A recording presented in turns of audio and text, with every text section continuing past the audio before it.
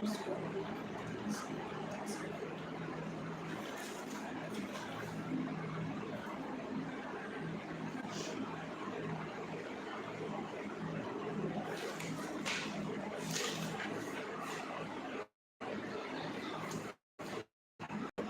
Success does not mean success does not mean absence of problems. It is overcoming problems. Success is recognized not in how high we go in life, but how many times we bounce back and fall down. Have you ever wondered why some people are more successful than others? It is no secret. They simply think and act more effectively. They have mastered the principles of success. Positive behavior comes effortlessly to them because they have internalized the success principles. Successful people accept responsibility and hold themselves accountable for their actions and decisions. This book can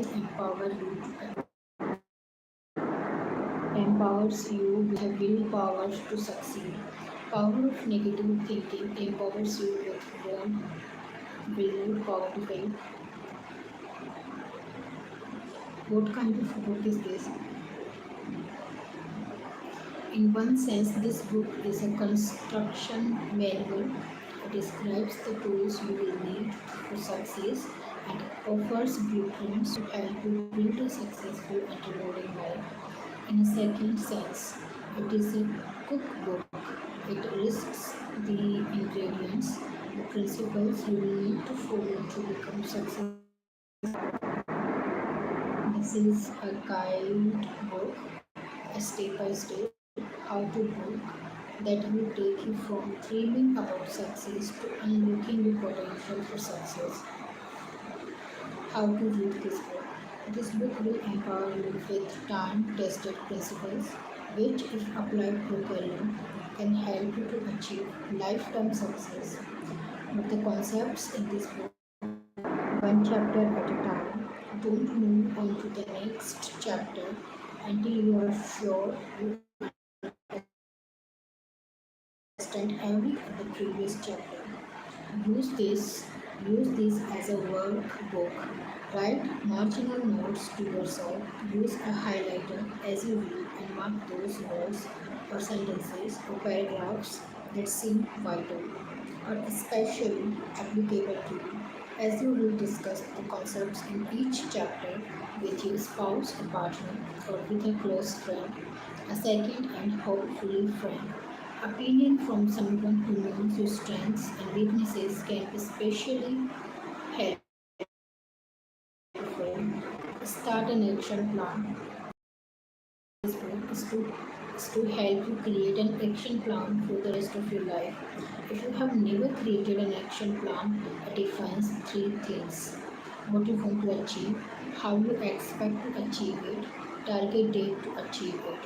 As you read this book, keep a notebook handy, divided into three sections: your goals, the stages in which you plan to reach them, and your timetable for success.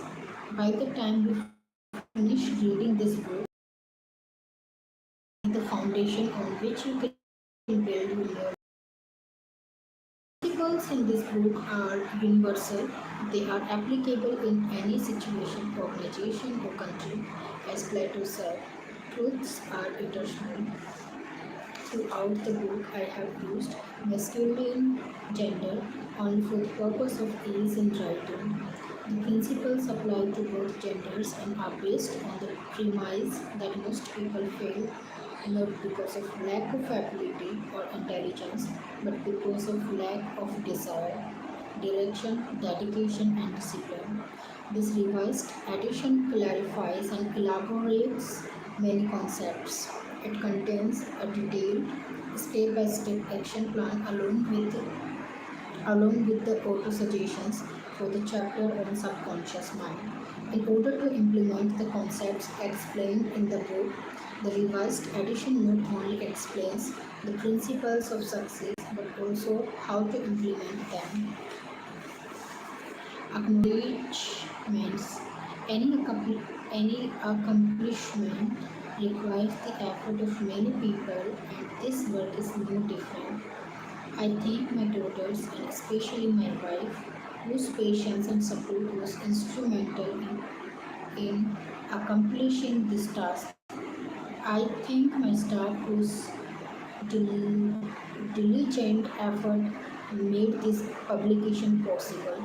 Many examples, stories, anecdotes are the results of a collection from various sources such as newspapers, magazines, other speakers, and seminar participants over the last 25 years. Unfortunately, sources were not always noted or available, hence, it became impractical to provide an accurate acknowledgement regarding my work.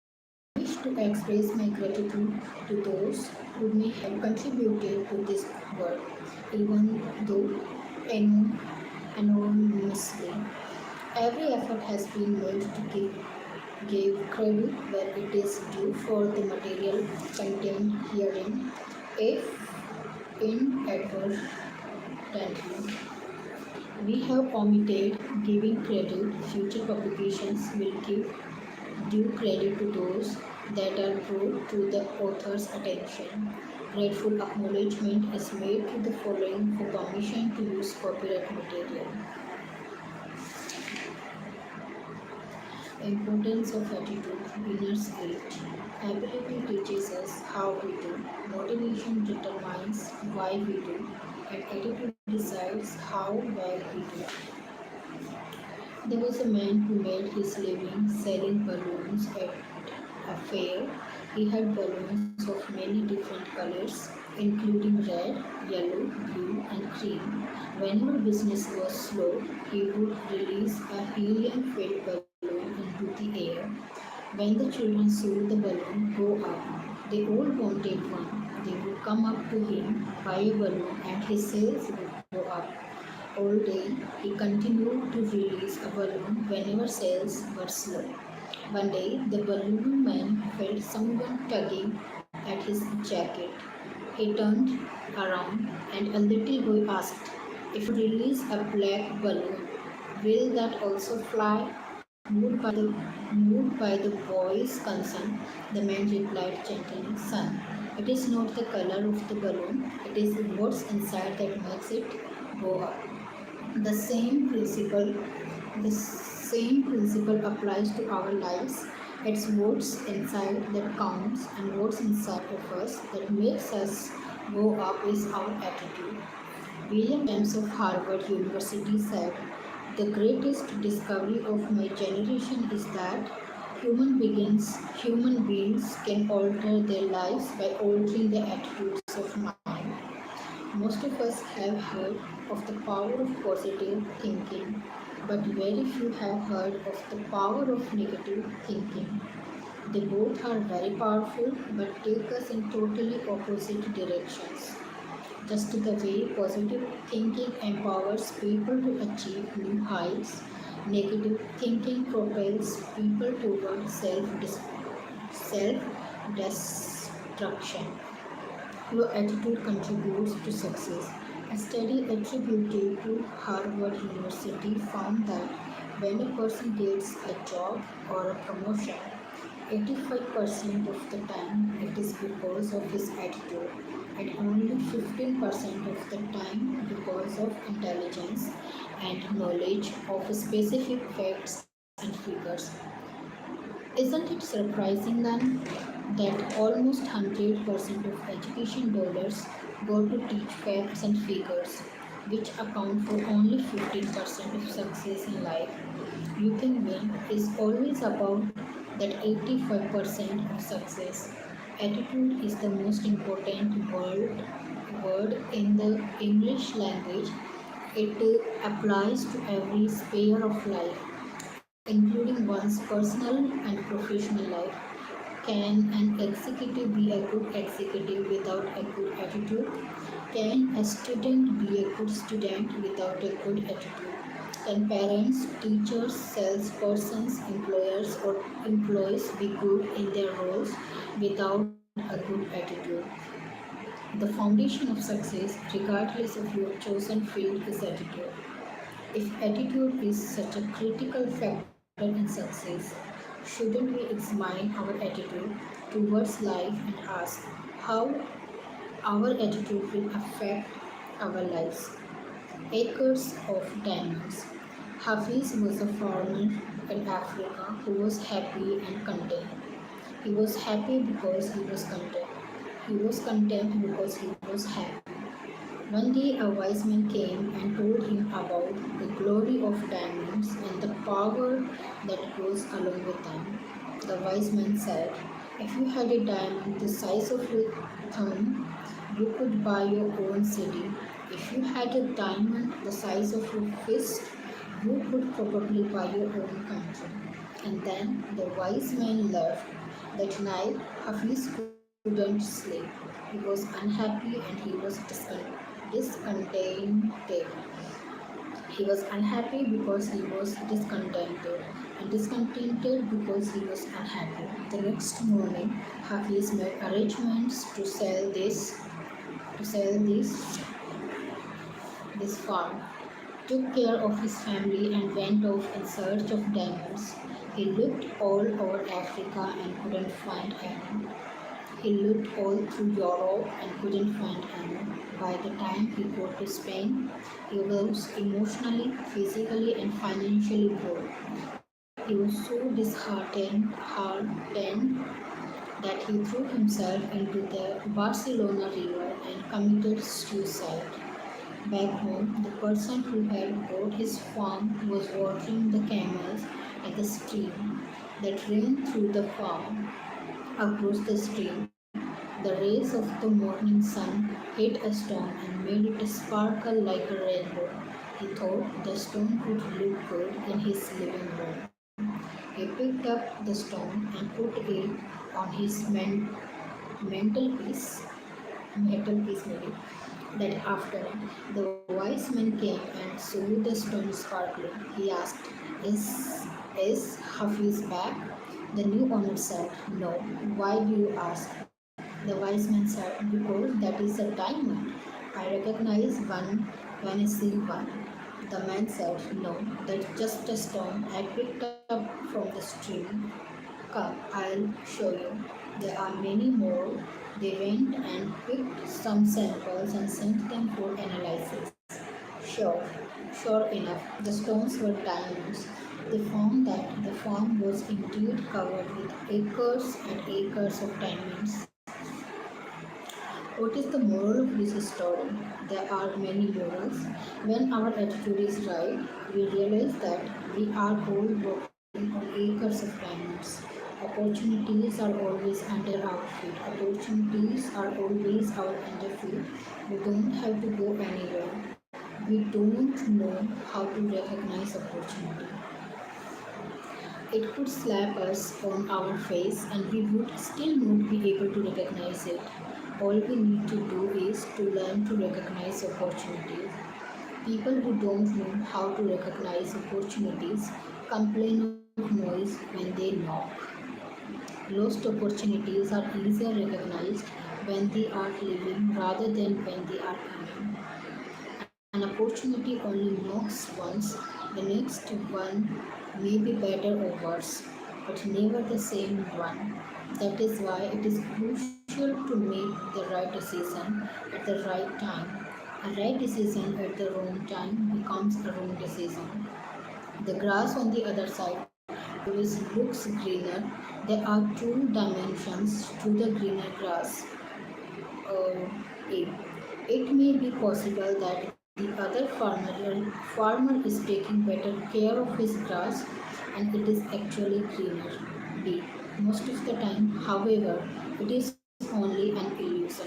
Many times in life, while chasing an illusion, we lose out the opportunity right under our own feet.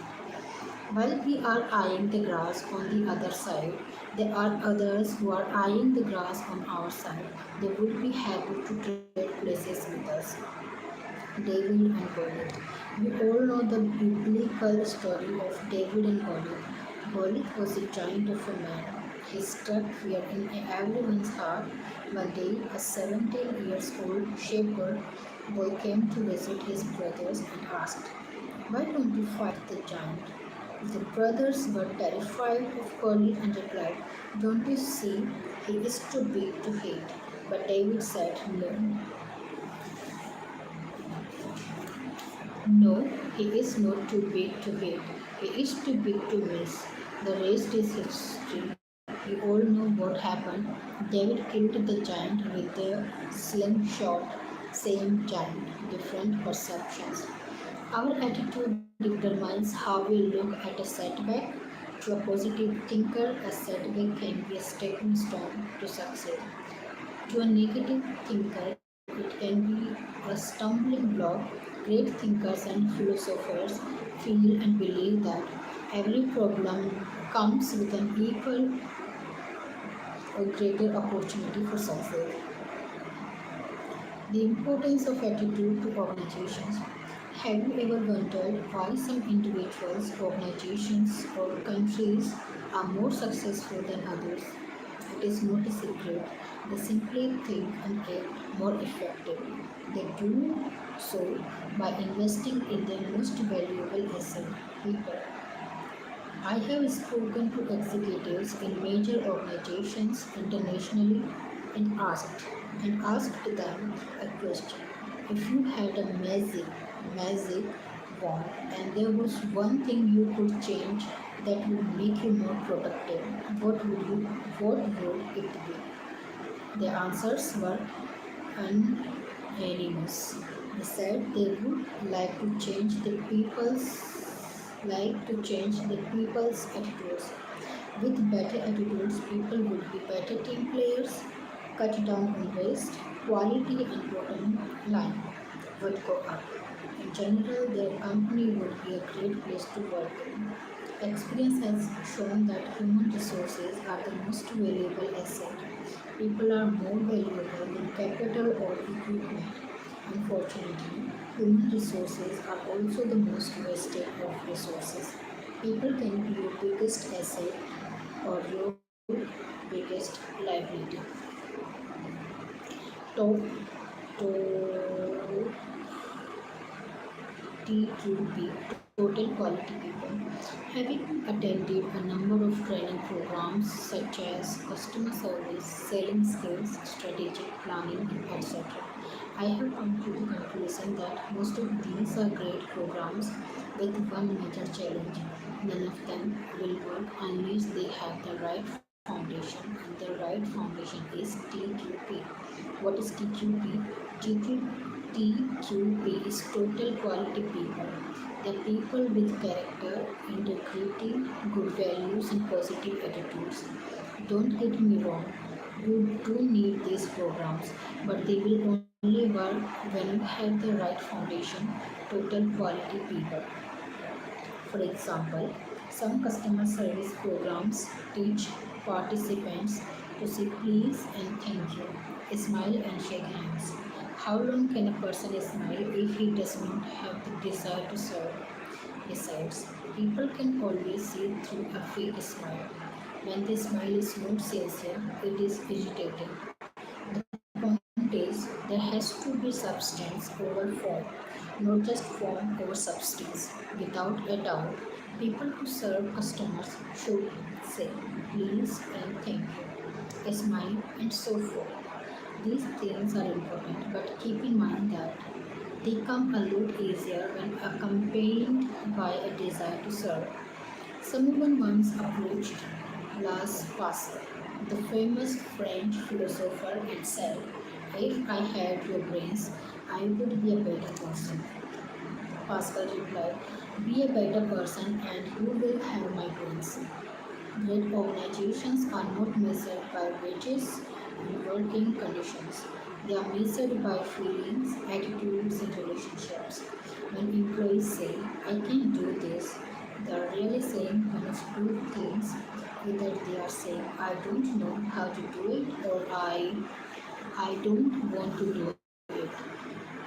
If they are saying, "I don't know how to do it," that is a technical training issue.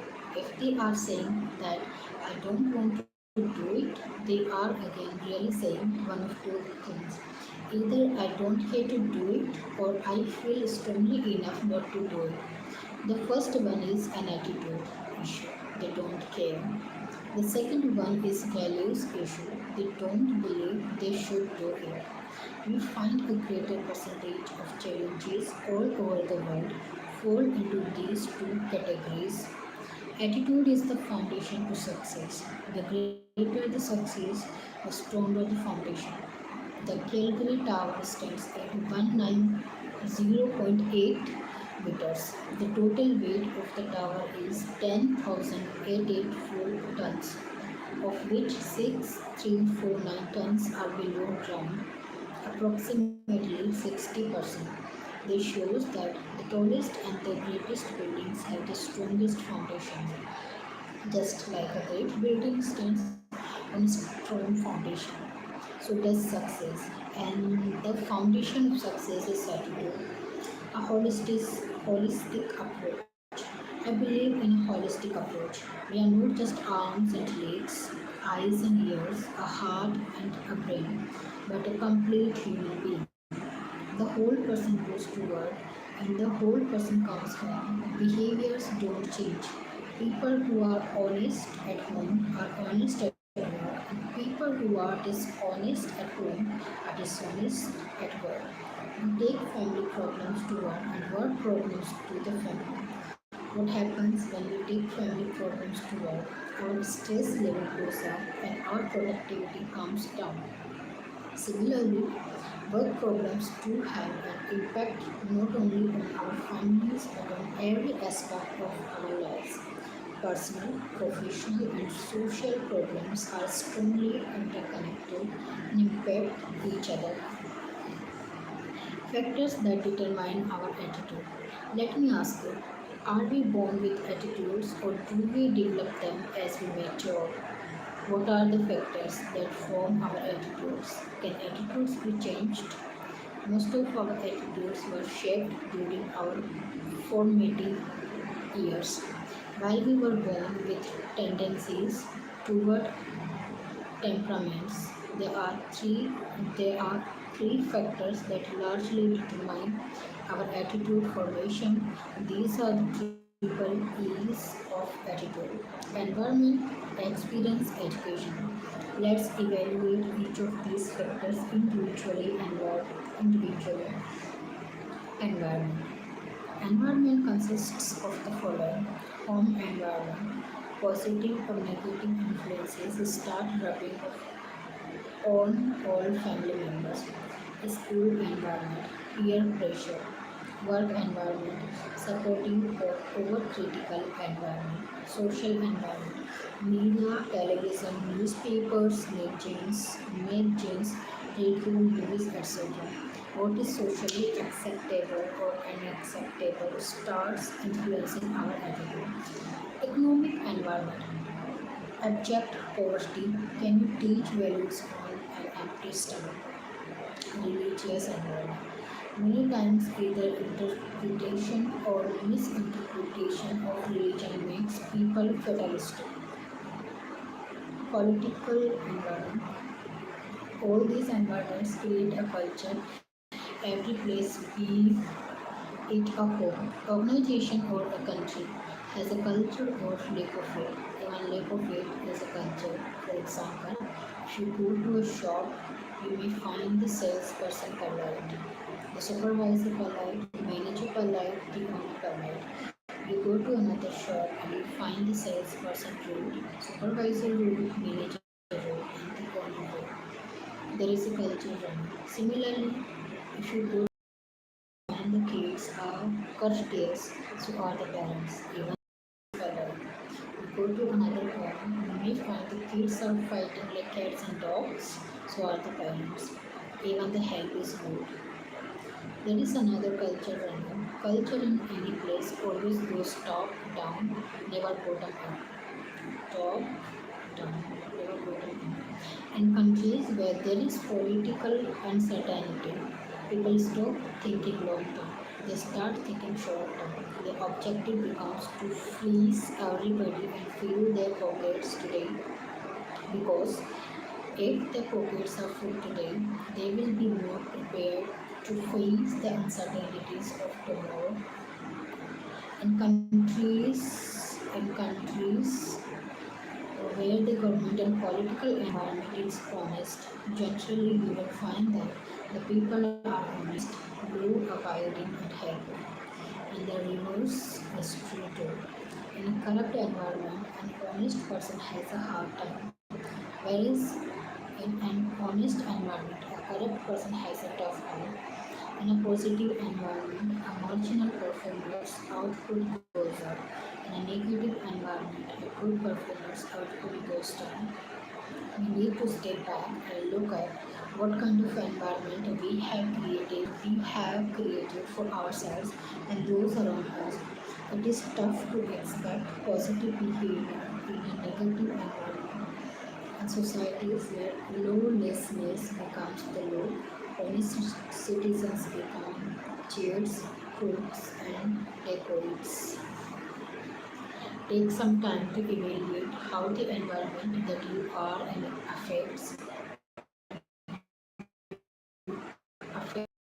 how the environment created by you affects others' experience.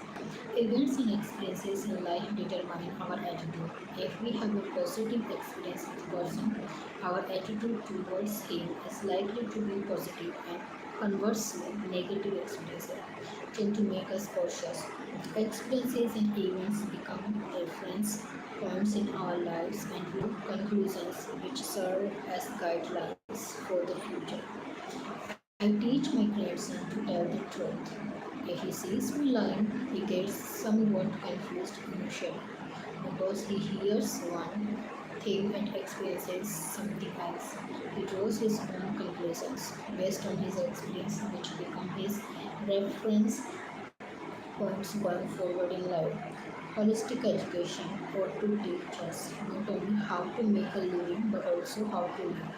Education refers to both formal and informal education. We are drowning in information but starving for knowledge. It is strategically applied. Knowledge translates into wisdom, which in turn translates into success. The role of the educator is vital. A teacher affects eternity. The ripple effect is immeasurable. How do you recognize people with a positive attitude? Just as the absence of ill health does not equal good health. Similarly, the absence of negativity does not make a person positive. Positivity. The done when the dense and the darkness were more familiar, secure and comfortable in accepting the change of freedom and an open world. Many modern day prisons do the same thing. The stresses of having to work in an unfamiliar world are so great that they may purposely commit another crime in order to be sent back to prison, where though their freedom is restricted, they have fewer decisions to make.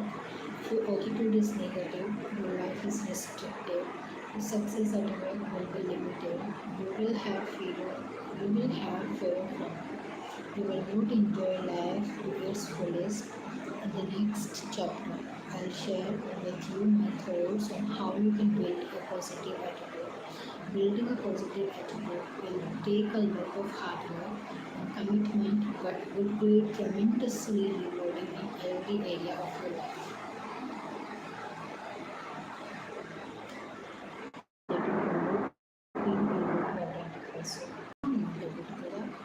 Evaluate how the current environment is impacting your attitude. Evaluate how the environment created by you is impacting others. Three behaviors you can change to create a positive environment. Three. List the three advantages each of having a positive attitude in the following areas. Build a positive attitude. Reaching your destination. The winner has a solution for every problem. The loser has a problem for every solution. Any fact facing us is not as important as our attitude toward it, whether it determines our success or failure. During childhood, we form attitudes that last a lifetime. A positive attitude acquired during the formative years makes life meaningful and rewarding in every manner. If your early childhood experiences have produced a positive attitude, you are indeed fortunate and have a head start over others. But if you have acquired a negative attitude, whether by design or by default, are you stuck with it? Of course not. Can you change your attitude? Yes, it is easy. Absolutely not. Is it worth it? You bet. Question. If you have a positive attitude, is there any guarantee that you will always remain positive? The answer is no, unless you make an effort to maintain it. How do you build and maintain a positive attitude? Become aware of the principle that build a positive attitude. Have a desire to be positive. Cultivate the principle, cultivate the discipline and dedication to practice those principles. As adults,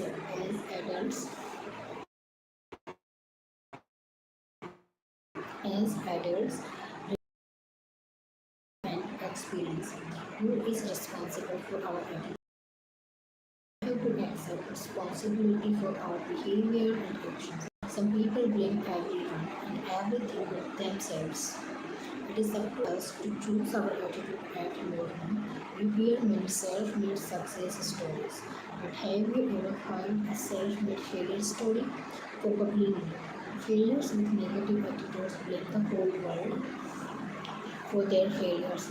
Their parents, teachers, spouse, bosses, the stars, fate, luck, the economy, and the government. They will never accept responsibility.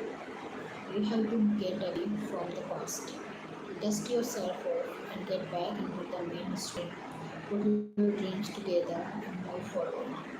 Thinking of the positive things that are true, honest, and good will put you in a positive state of mind. 8 steps to attitude change.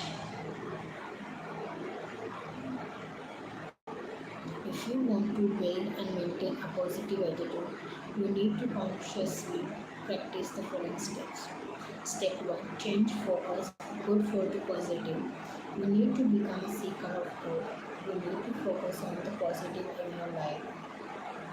Start looking for what is right in a person or situation instead of looking for what is wrong.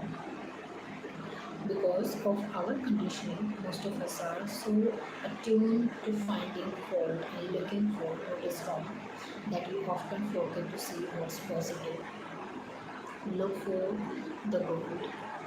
Andrew Carnegie came to America from Scotland as a young boy. He started out by doing odd jobs and ended up as one of the largest steel manufacturers in the United States. At one time, he had 43 millionaires working for him, and $1 million is a lot of money today. But in the 1920s, it was worth much more. Someone once asked Mr. Carnegie how he dealt with people, and Carnegie replied, "Dealing with people is a lot like digging for gold.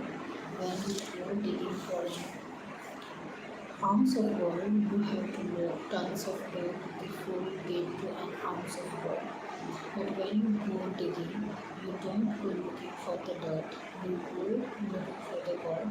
Andrew Carnegie's reply has a very important message, though sometimes it may not be apparent. There is something positive in every person and every situation. We have to dig deep to look for the positive. Andrew Carnegie's message is very clear. Becoming gold digger. Change focus, look for the positive. What is your focus? Search for the gold. If you are looking for what is wrong with people or with things, you will find many faults. What are you looking for? Gold or dirt? Even in paradise, fault finders will find faults. Most people find what they are looking for. Some people will always look for the negative. There was a hunter who got an amazing bird dog. This one of a kind dog could walk on water. The hunter was looking forward to showing his new accusation to his friends. He invited a friend to go duck hunting. After some time, they shot a few ducks and the man ordered his dog to fetch the birds. All day long, the dog ran on to pond water to drive the birds. The owner was expecting his friend to comment or compliment him about his amazing dog, but he never did well. As they were returning home, he asked his friend if he had noticed anything unusual about his dog. The friend replied, "Yes, in fact, I did notice something unusual. My dog cannot swim." What is the message from the above story? Some people fail to see the positive in spite of its being obvious. Some people always look at the negative side. Nobody's a pessimist. Pessimists are mourners, groaners, and permanent complainers. Are unhappy when they have no troubles to speak of. Feel bad when they feel good. For fear, they will feel worse when they feel better.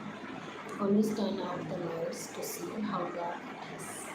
Cannot enjoy their health today because they think they may be sick tomorrow.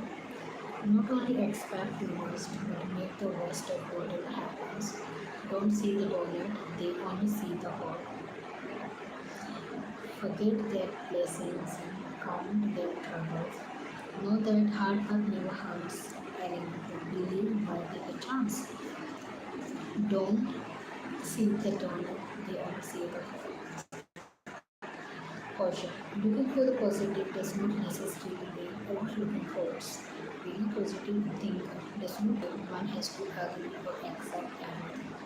It only means that a person is solution focused. Be an optimist. How can one be an optimist? It is well described by the following. Be so be so strong that nothing can disturb your peace of mind. Talk health, happiness and prosperity for every person in life. Make all your friends feel that you appreciate their good qualities and strengths. Look at the sunny side privately. Think only of the best, work only for the best, and expect only the best. Be as enthusiastic about the success of others as you are about your own. Forget the mistakes of the past and press on to the greater achievements of the future. Give everyone a smile. Spend so much time improving yourself that you have no time left to criticize others. Be too big for worry and too noble for anger. Make a habit of doing good now. The unfortunate part of life is, as Oliver Holmes said, most people go to their graves with music stealing them. They don't achieve excellence because of our own lack of music. He slept beneath the moon. He basked beneath the sun. He lived a life of gratitude and died with nothing done. We have all procrastinated at some time or another in our lives. I know I have. Only to have regretted it later. Procrastination leads to negative attitude. Romance is just as true. They feed on each other. The habit of procrastination fatigues you more than the effort it takes to do the task. A completed task is fulfilling and energizing, and an incomplete task drains energy. If you want to build and maintain a positive attitude, get into the habit of living in the present and doing it now.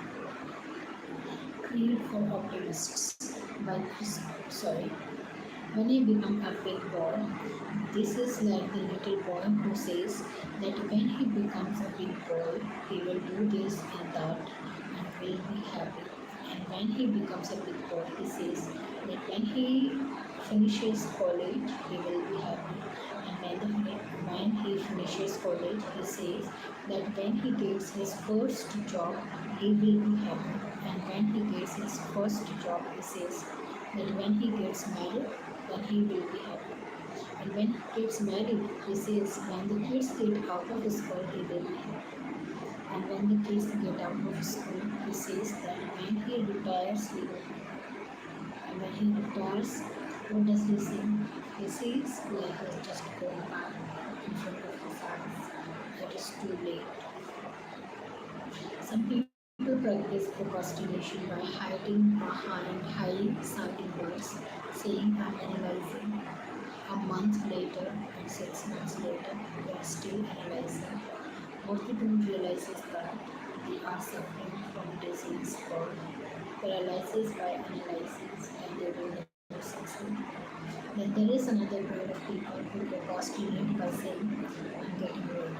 A month later, they are still getting ready. 6 months later, they are still getting ready. They're getting ready to get ready. And they never get ready. They sleep and do what they become an expert. They believe that unless you do it, you will never become an expert. They keep making excuses. You cannot learn to swim when you forget how to get into the water. Life in the present. Life is not a race rehearsal. I don't care what philosophy we live in. We have got to live one shot of this game called life. The stakes are too high to waste life. The stakes are our future generations. Unlike the game of football, where we can replace players, in the game of life, we have to play our own game. And the funny part about life is that the taste comes before the text. And experience is the main detail to our mistakes. This life is a one good game. There's more to it.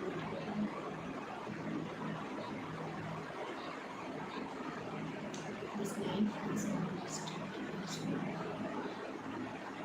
What time is it? And where am I? The answer is time is now.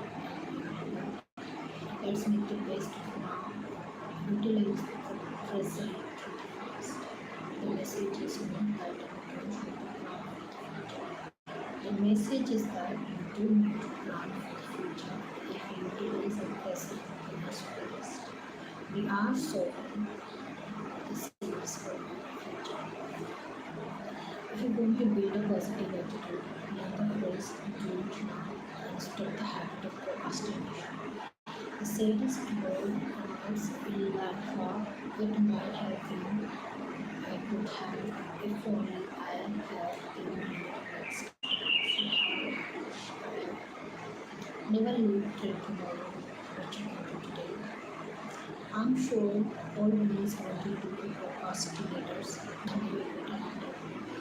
When people say, I will do it one of these days, I'm sure it means one of these days. Some people keep waiting for empty lives to turn green before they leave home. They do not have fail even before they start. It is sad. Why do people procrastinate? One major reason is procrastination is an escapist attitude. Most people keep postponing because they don't have the courage to face up to the consequences. And hence, they keep postponing. The more they postpone, the price tag becomes higher and higher. Stop procrastinating. Isn't it time that we put off putting things off? Step 3. Develop an attitude of gratitude. Gratitude reflects humility. It keeps a person grounded. It is a great philosophy to live by. Never forget what others have done for you and never remember what you have done for others. Never forget what others have done for you and never remember what you have done for others. Count your blessings, not your troubles. Take time to smell the roses. It is not uncommon to hear that someone, because of an accident, became blind or paralyzed, but got $1 billion in settlement from the insurance. How many of us would like to trade places with that person? Not many. We are so focused on complaining about things. We do not have that we lose sight of the things we have. There is a lot to be thankful for. When I say see counted lessons, not the troubles. I don't mean that a person should become complacent. If complaisance was the message you got, then I would be guilty of miscommunication and of selective listening.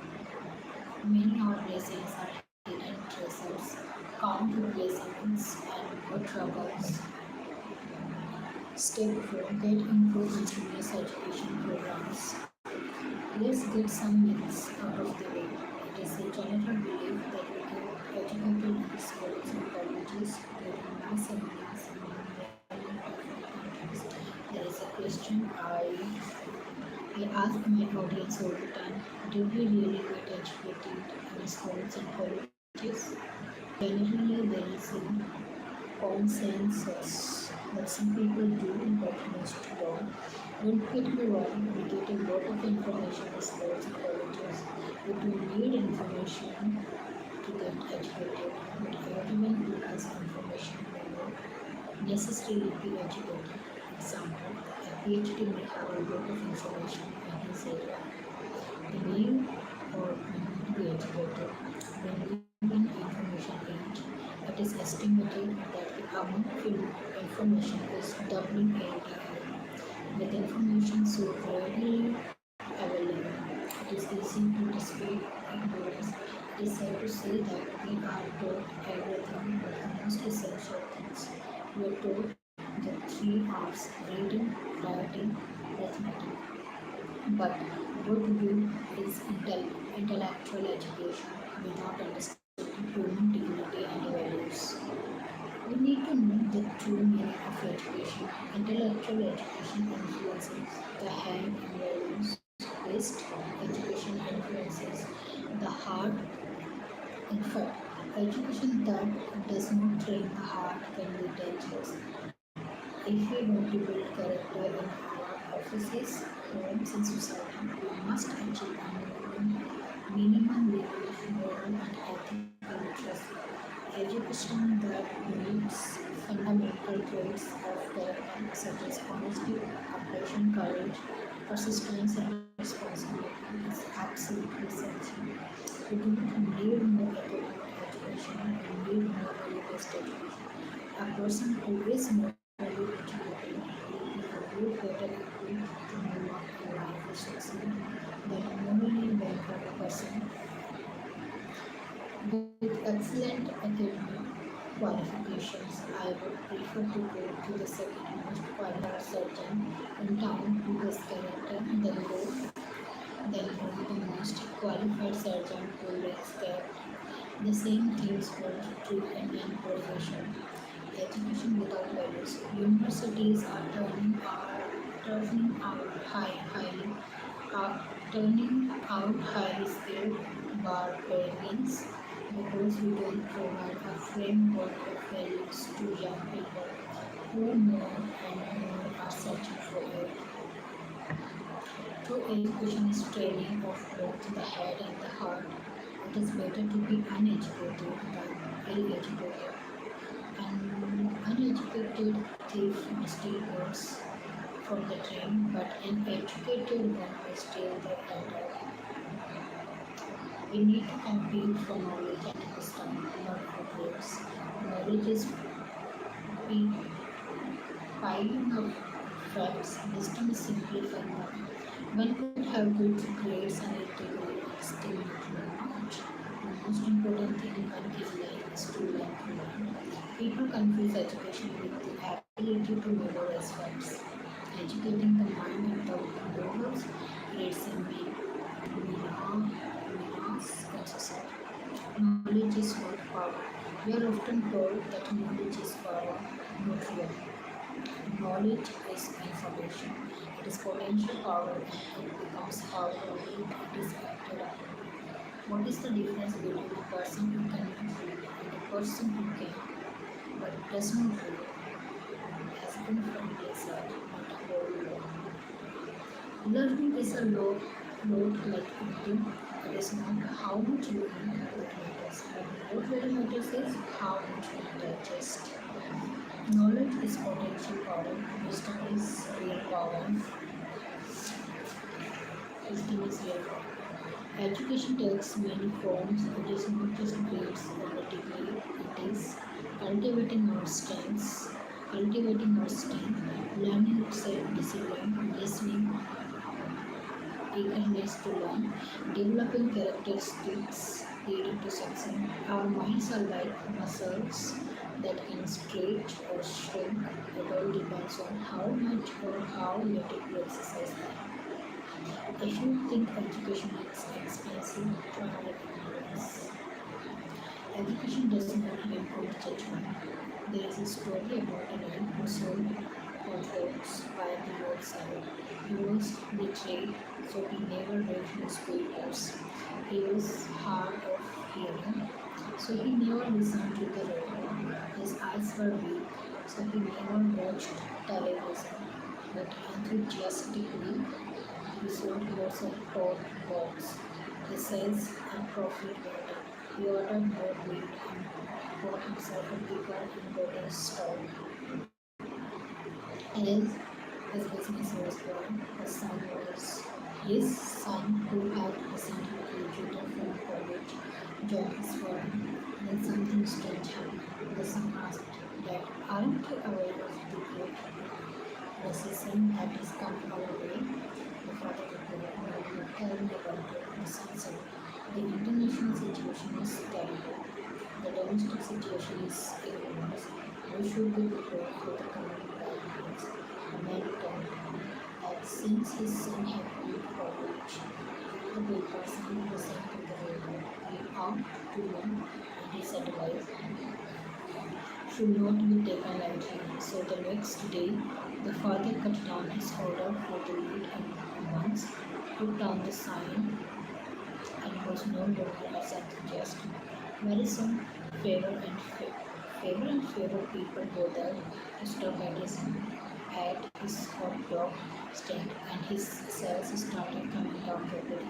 The farmer said to his son, you were right. We are in the middle of a bad season. Glad you want me ahead of time. What morals can we take away from the above story? The above story forces us to distinguish between being intelligent versus being prudent. What is intelligence? Intelligence is the ability to be a good learner. Somebody could be highly intelligent but may have poor judgment. Optimism and pessimism are both expectations, either positive or negative. Many times, positive or negative expectations subconsciously can out to be self-fulfilling prophecies. Choose your advisors carefully, but use your own judgment. The tragedy is that there are many walking encyclopedias who are living failures. A person can and will be successful with or without formal education if they have the six C's: character, conviction, courage, commitment, courtesy, competence. What is the difference between skill and competence? Skill is an ability. Competence is the ability along with the willingness and desire to apply what is right.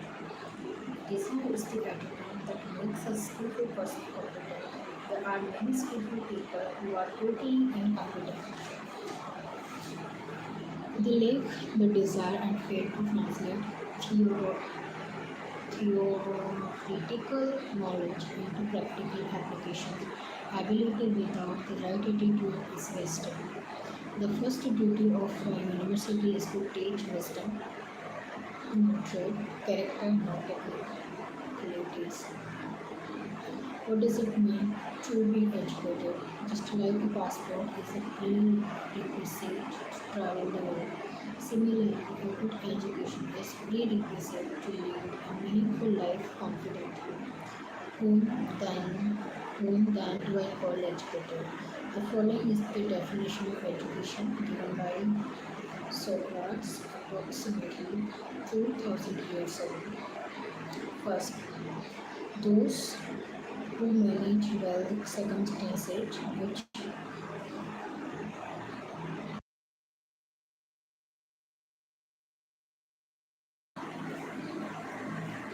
just like a passport First, those who manage well the circumstances which they encounter day by day, and those who can judge situations appropriately as they arise and rarely miss the suitable course of action. Next, those who are honorable in their dealings with old men, bearing easily what is unpleasant or offensive, and others, and being as reasonable with their associates as as humanly possible. Furthermore, those who hold their pleasures always under control and are not unduly overcome by their misfortunes, bearing up under them bravely and in manner worthy of our commendation. Most important of all, those who are not spoiled by their successes, who do not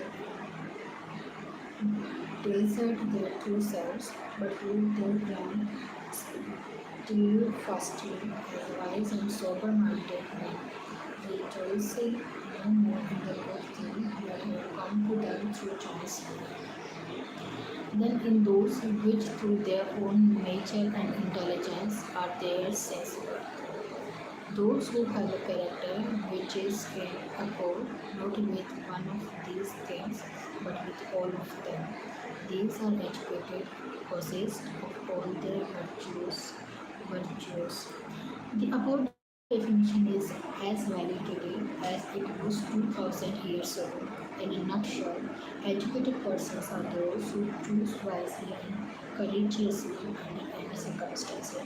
If they choose between wisdom or foolishness, good or bad, virtue or vulgarities, regardless of the academic degrees they have, then they are educated. Educated people recognize their limitations but focus on their strengths. What is a goal-based education? Some animals in a forest decided to start a school. The students included a bird, a squirrel, a fish, a dog, a rabbit, and a mentally retarded elk. A board was formed to determine the curriculum and it was decided that for tree climbing, swimming, and Browning would give a broad-based education. All animals were required to take all subjects.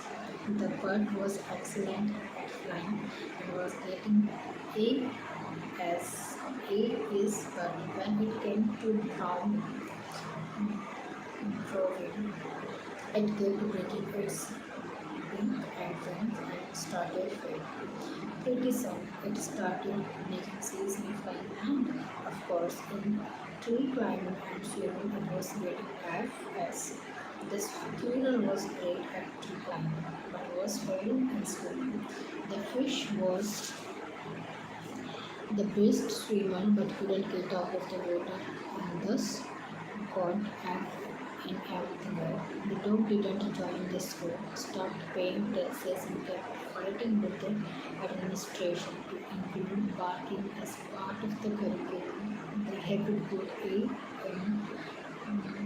drawing. But tree climbing was a real problem. It kept failing and landing on its head, suffered brain damage, and soon couldn't even breathe properly and could seize in the mentally retarded elk who did everything half as well became the valedictorian.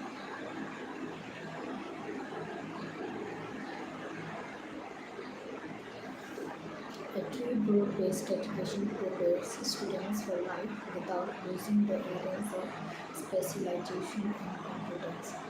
We are all we are all gifted with some strengths.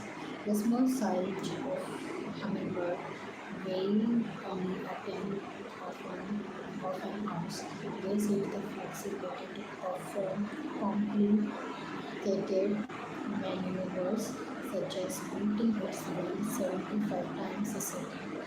This enables the hummingbird to drink nectar from flowers while hovering, but it cannot soar, fly, or walk.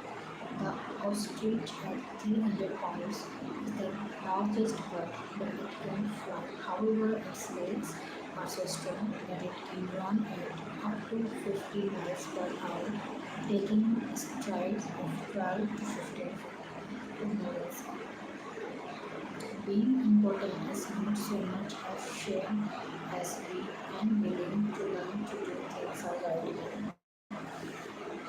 The illusion of knowledge is not education but ignorance. Foolish people have a strange kind of confidence which comes only with ignorance. There is nothing wrong with ignorance, but making a career out of it is stupidity. Some people accumulate ignorance and then confuse it with education. Ignorance is not bliss, it is misery, tragedy, poverty, and sickness. If ignorance is bliss, why aren't more people happy? If a little knowledge is dangerous, so is a lot of ignorance, which leads to pettiness, fear, dogmatism, egotism, and prejudice. Wisdom is nothing more than dispelling ignorance. The schools are a fountain of knowledge. Some students can pretend, some possess, and others just to